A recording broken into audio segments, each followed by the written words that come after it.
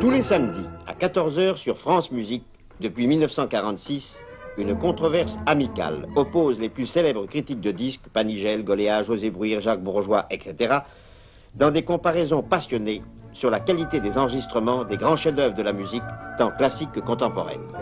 Micro et caméra a assisté pour vous à l'une de ces tribunes des critiques de disques. Je vous propose d'entendre le premier enregistrement que nous ayons eu de la Camère Symphonie en micro-sillon.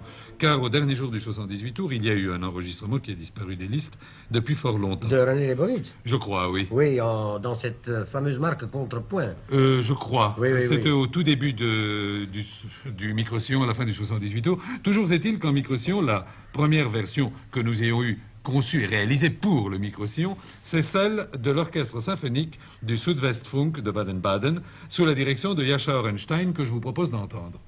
Eh bien, ce que vous venez d'entendre, c'est exactement le début d'une émission normale de la Tribune des critiques de disques.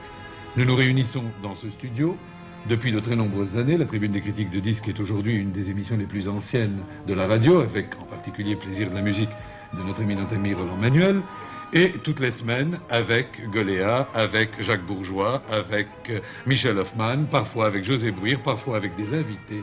Nous essayons, en comparant les divers enregistrements que ces œuvres ont connus, et en partant de préférence d'un enregistrement récent, d'un enregistrement actuel, qui nous permet de faire le point dans certaines discographies d'œuvres qui sont très servies par le disque, d'amener les auditeurs, même les moins prévenus, en faveur de la musique en général ou des œuvres que nous écoutons, de les amener à concevoir qu'une œuvre n'est pas figée dans son interprétation, qu'une œuvre peut être interprétée de plusieurs manières différentes, peut-être comme un objet d'art éclairé de plusieurs manières différentes, et de ce fait révéler une structure propre et, chose curieuse, une structure qui effarouche moins l'amateur non prévenu, cet amateur qui à ce moment-là, pris peut-être par notre jeu d'idées, notre jeu de tempérament d'ailleurs, car nous sommes très dissemblables dans nos approches des œuvres d'art et de la musique en général, eh bien, l'auditeur pris dans ce jeu commence à sentir poindre, du moins nous l'espérons, une opinion, un goût personnel sur chacune des œuvres que nous analysons.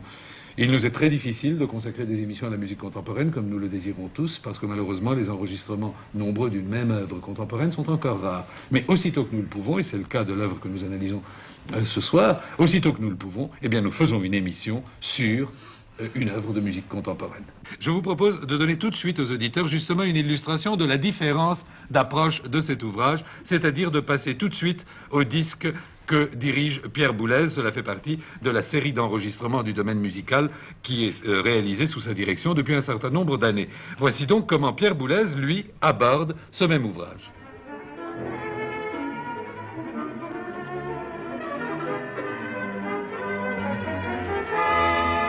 Je pense que la différence de conception que nous trouvons dans la direction de Pierre Boulez va éclaircir le débat d'une manière extrêmement importante. Comme on l'a dit tout à l'heure, c'est une œuvre qui peut être, c'est une œuvre de transition, une œuvre charnière, on peut la tirer vers l'avenir ou vers le passé. Orenstein l'a tirée vers le passé, il nous a fait une œuvre qui ressemble à une œuvre de Strauss. Avec Boulez, il la tire vers l'avenir, cela ressemble à une œuvre de la maturité schoenbergienne. Tout de même, parce que il fait ressortir justement le côté structuré et pas du tout le côté sensibilité. Mais je trouve qu'il fait... Non, mais qu'il ne fasse pas ressortir le côté sensibilité, ça c'est dans ses habitudes.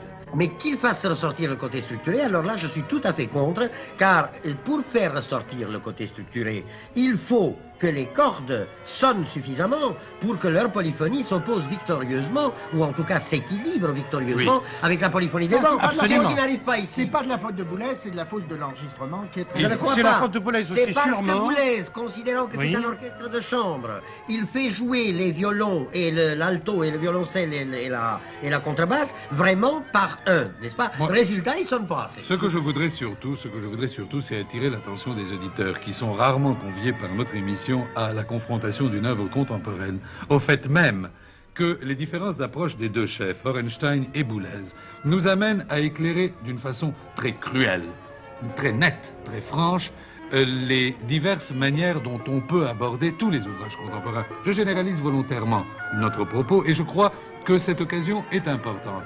Car, à dire vrai, si, dans le bagage culturel de nos auditeurs, Schoenberg est, comme hélas, il l'est pour la majorité encore des mélomanes de notre pays, est un nom un peu mystérieux, je pense que c'est grâce à l'écoute d'une version aussi straussienne qu'Orenstein, et d'une version aussi contestable soit-elle, je vous l'accorde, et aussi pauvrement enregistrée soit-elle, je vous le concède, de Boulez, c'est dans la confrontation de ces disques que naît quand même la silhouette de ce que peut être l'approche d'une œuvre contemporaine. Il faut insister sur le fait qu'on peut trouver autant de différences dans la plus simple des symphonies de Mozart. Et encore plus, souvent même. Et souvent encore plus. Et dans la musique romantique donc, et dans la musique ancienne. Mais il est important justement parce que Mozart, Beethoven, Brahms sont maintenant du bagage culturel général. Oui, il est important de dire que ce n'est pas par caprice que nous faisons, ou pour céder à la tentation de la sollicitation d'une mode, que nous faisons une incursion dans la musique contemporaine, mais parce qu'il nous paraît tout aussi important que notre tribune puisse appeler l'attention de son auditoire, dont nous savons qu'il est très vaste, puisse l'appeler sur les œuvres que d'habitude on évite. Mais cette conversation nous entraîne très loin et malheureusement le temps qui nous est imparti touche maintenant à sa fin et nous allons, comme d'habitude, annoncer le programme de notre concert de demain après-midi. Je crois qu'il est équitable de faire entendre cette symphonie de chambre de Schoenberg dans les deux versions les plus opposées, c'est-à-dire la version de Yasha Orenstein et la version de Kraft. Ce sont les plus éloignés au point de vue technique, ce sont peut-être les plus éloignés au point de vue esprit. Je ne pense pas qu'elles soient les plus opposées au point de vue esprit. C'est Boulez. C'est Boulez qui s'oppose, c'est Boulez qui est opposé aux uns et aux autres, n'est-ce pas? Exact. Il est opposé à Orenstein parce qu'il ne tient pas compte du romantisme de l'œuvre, n'est-ce pas? Et il est opposé à Kraft parce que Kraft équilibre mieux les structures, parce qu'il fait la synthèse avec Orenstein, ce que Boulez ne fait Mais pas. Kraft m'a surpris par son romantisme ici. Oui, c'est vrai. Il est romantique. C'est vrai. Mais Et en tout c'est cas, en même temps, plus moderne. structuré. Oui, En tout bien cas, il nous est fort agréable de pouvoir faire entendre intégralement aussi bien la version la plus moderne qui s'avise d'être la meilleure, version qui existe, je crois, aussi en contrepartie stéréophonique, et comme il s'agit là d'une œuvre brève, notre concert sera complété par d'autres ouvrages de Schoenberg de la même époque, car enfin, c'est aussi en 1906 que Schoenberg a écrit les 5 pièces pour orchestre que nous ferons entendre demain, ainsi que La Nuit transfigurée, évoquée plusieurs fois au cours de cette émission, qui est une œuvre antérieure, mais qui explique le rôle de charnière que joue la symphonie de chambre qui a occupé notre émission de cet après-midi.